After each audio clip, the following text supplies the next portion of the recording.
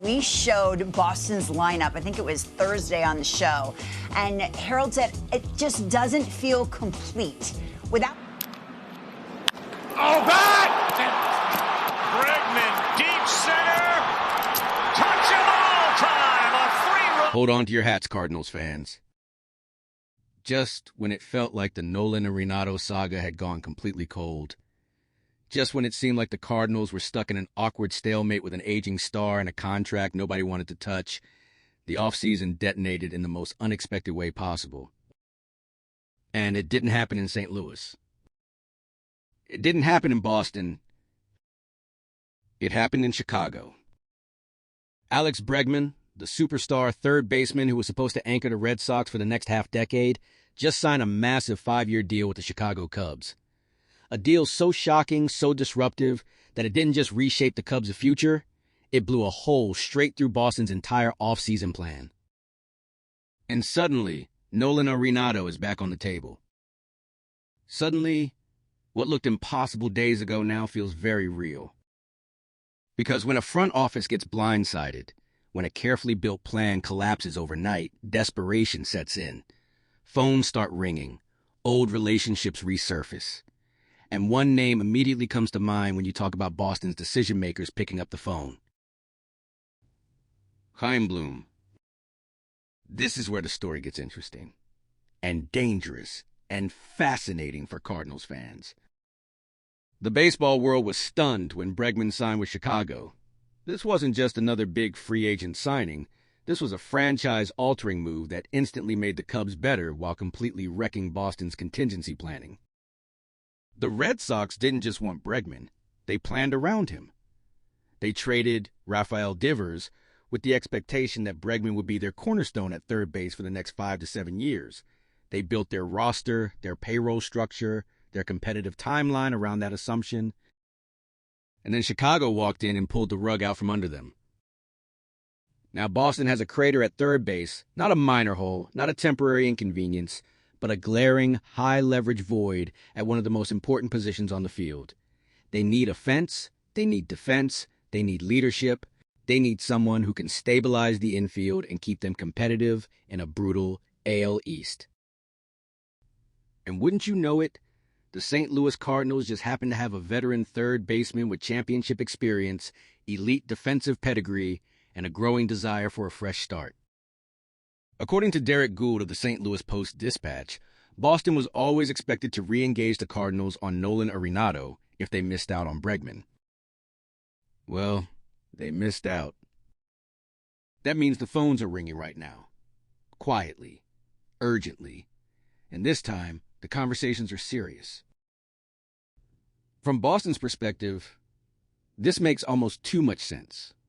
They already acquired Wilson Contreras from St. Louis earlier this offseason. They already took on Sonny Gray. They've already shown they're willing to do business and do big business with the Cardinals. These two front offices trust each other. They've already navigated complicated salary splits. They've already exchanged prospects. They've already proven they can get deals done quickly without leaks or drama. A third trade wouldn't be unusual. It would be efficient. And Chaim Bloom knows the Red Sox system better than anyone alive. He drafted their prospects. He developed them. He knows exactly who's real and who's hype. That kind of insider knowledge is a massive advantage when negotiations turn serious. Now let's be honest about Nolan Arenado. He is not the 2022 version who finished third in MVP voting. He's not carrying lineups anymore. He's not a perennial all-star lock. But he is still a very good baseball player. Between 2023 and 2024, Arenado posted a 105 WRC+. That's above league average.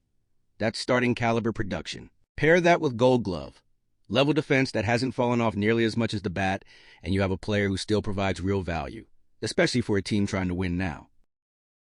Boston just lost a third baseman who hit .273 with a .360 on-base percentage and a .462 slugging percentage, along with elite defense. Replacing that production is not easy, it's not cheap, and the free agent market is ugly. Bo Bichette would cost a fortune and require a defensive position change that no one actually trusts. Eugenio Suarez is serviceable, but not transformative. Internal options don't inspire confidence. Which brings everything back to Arenado. He's not Bregman, but he's also not a stopgap. He's a proven veteran who knows how to play meaningful baseball games.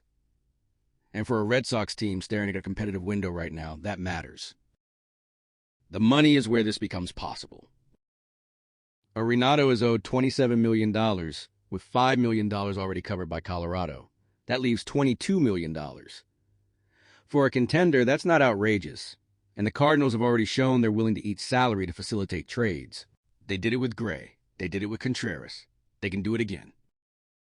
If Boston wants Arenado at $15 million, St. Louis can cover the rest. That turns Arenado into a reasonably priced veteran rather than a financial burden, and makes the deal far more palatable. And here's the irony.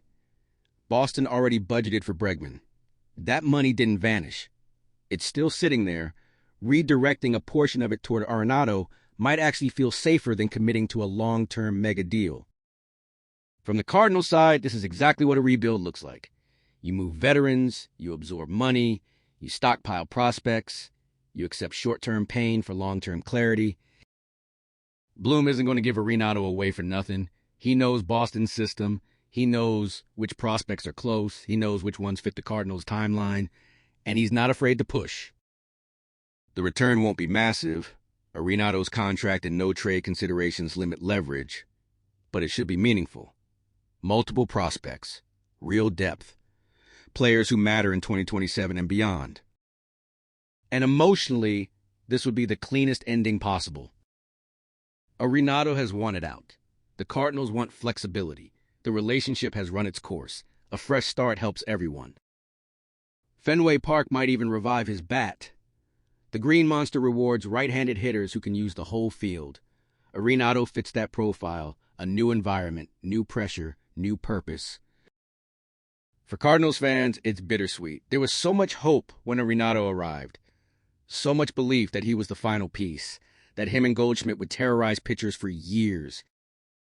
It didn't happen the way anyone imagined. But baseball rarely does. This would mark the true end of an era. Gray gone, Contreras gone, Arenado gone, 3 cornerstone veterans, all sent to the same organization, all in the same offseason. That's not retooling. That's a full reset. And it sends a message louder than any press conference ever could. The Cardinals are no longer pretending. They are rebuilding. Completely. Just days ago, this trade felt impossible. Now it feels inevitable. One unexpected signing changed everything.